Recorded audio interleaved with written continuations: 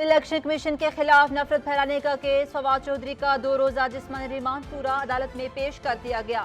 Prosecutor ने मजीद जिस्मानी remand की इस्तदा कर दी। वकील बाबर अवान और इलेक्शन कमीशन के वकील के दरमियान तलखलामी। पुलिस ने शीरी मजारी और जुल्फी बहारी को कमर अदालत के अंदर जाने से रोक दिया।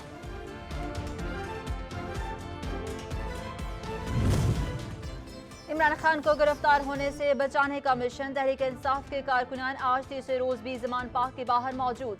खिलाड़ियों ने डट कर नाश्ता किया।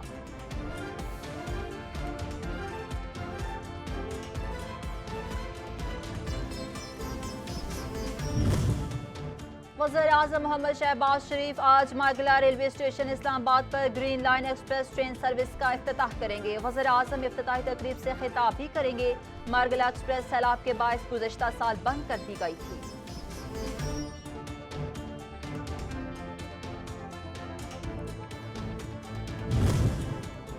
चलाज शहर और गिरदोनवा में गुज़श्ता 3 रोज से बिजली की फराहमी मुअत्तल। बिजली की अदम दस्तयाबी के सबब निज़ाम ज़िंदगी मफलूज होकर रह गया।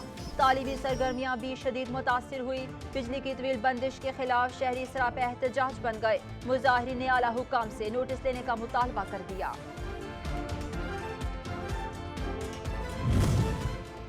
पाकिस्तान में ज़र मुबादला के ज़हार बड़े पैमाने पर कमी के बाद 9 साल की कम तरीन सतह पर आ गए। हालिया दिनों में ज़र मुबादला के ज़हार में 92 करोड़ डॉलर की कमी वाक़ई हुई। मुल्क के कुल ज़हार 3 अरब 62 करोड़ डॉलर की कम तरीन सतह पर आ गए।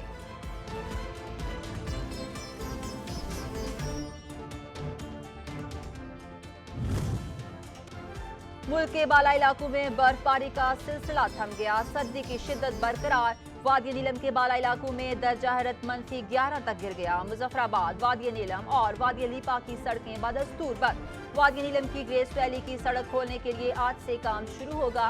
बलूचिस्तान के बाला इलाकों में भी दर्जा हरारत नुक्ते अंजमात से गिर गया।